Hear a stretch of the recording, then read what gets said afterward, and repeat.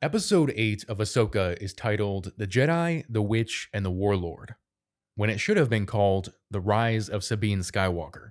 I did find it amusing each episode when Sabine repeatedly attempted and failed to use the Force given her lack of prior aptitude. However, Dave Filoni seemed determined to show that she could harness this power despite never showing an aptitude for the Force to begin with. Oh, did she use it there? Maybe. I guess you could say she used the Force as much as a kid dunks a basketball when his dad picks him up and lifts him up to the hoop. But then at the end of the episode, she is successful in using the Force. It appears she's caught a case of the Rey syndrome. One moment, she struggles to lift a lightsaber with the Force, and the next, she forcefully pushes a grown man, not just forward, but also upward across a distance that Ezra didn't believe he could cross himself using the Force. I guess after millions of reminders from Ahsoka to simply trust in the Force, all she needed was one more. Now that Sabine's family is dead, she's gained Jedi powers out of the blue, and she was able to sense Anakin's Force ghost. The next thing you know, she'll be heading to Tatooine, introducing herself to the locals as Sabine Skywalker. After all, she was trained by Anakin Skywalker's apprentice, and by sequel trilogy logic, that makes her practically part of the family.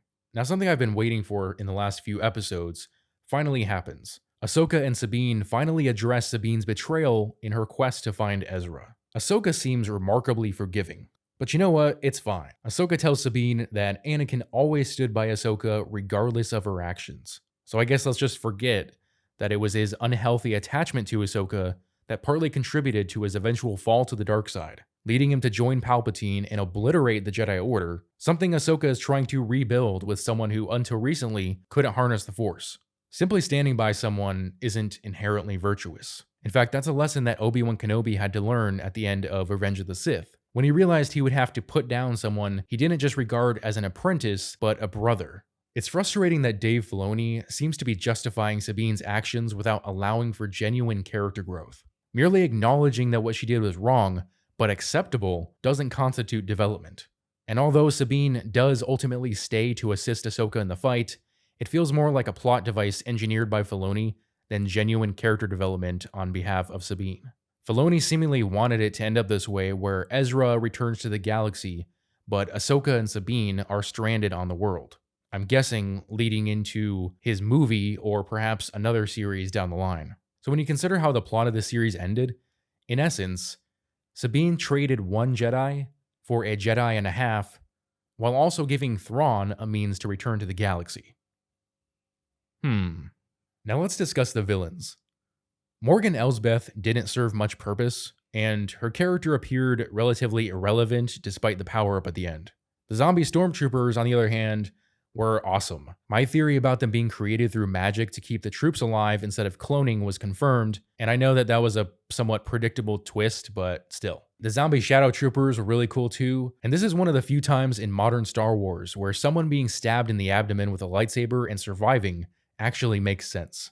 As always, Thrawn is an outstanding character. He masterfully manipulated Ahsoka, and although villains explaining their plans is a cliche, it somehow makes Thrawn even more compelling. What is perplexing, however, was that Thrawn didn't figure out that Ezra was on his ship during the journey from Peridea to Dathomir.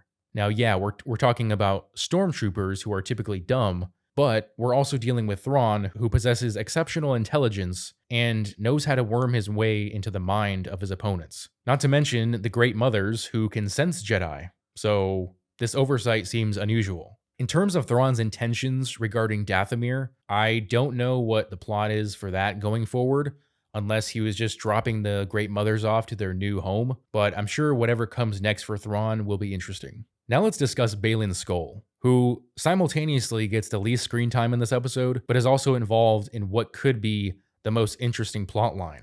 To me, it appears they may have edited out portions of the episode featuring his character, possibly due to Ray Stevenson's passing.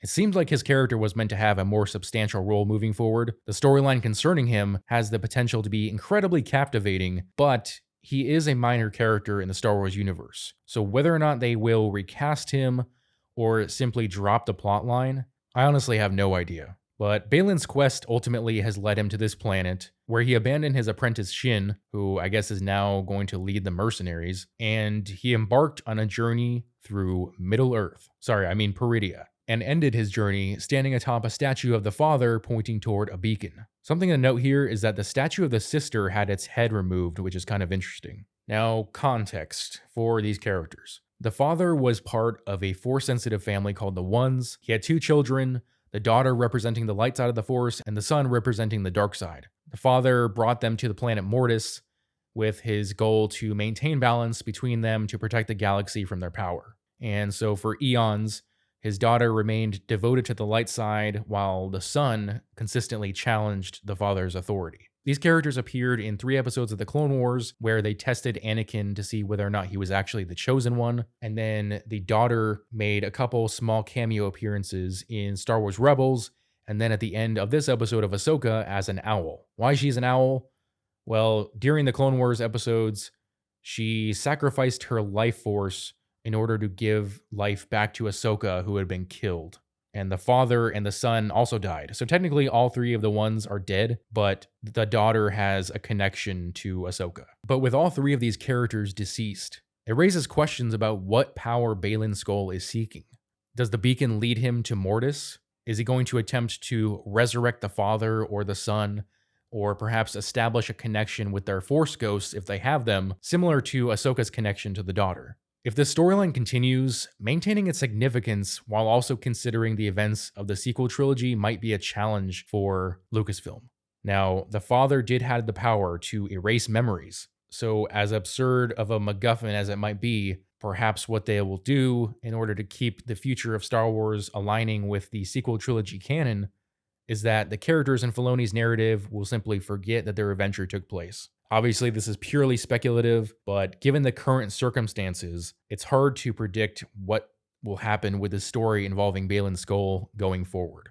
As the series finale, it was okay. Sabine and Ahsoka did succeed in their original quest to find Ezra. However, at the end of the day, this series felt more like the Sabine show rather than the Ahsoka show. Now, the Clone Wars series wasn't named after Anakin, despite his popularity and frequent appearances throughout the series. Similarly, I think Ahsoka shouldn't have been the name of the series. I don't know what you would have called it. Perhaps Star Wars Rebels, The New Republic or something. Overall, the series had its ups and downs. The pacing definitely struggled in the first half, and Sabine's character development, both in terms of abilities and emotions, was virtually non-existent until it was suddenly necessary at the very end. While I do appreciate the moments where Dave Filoni tried to capture the essence of Star Wars Rebels and the Clone Wars, there were definitely some questionable choices, like who the hell decided that that looked cool? Nevertheless, the return of Thrawn, to me, remains the highlight of the series, and will likely be the highlight of the franchise moving forward, unless they bring Mark Hamill back to play Luke in more appearances. You now know my thoughts on this episode, so feel free to let me know yours in the comment section below.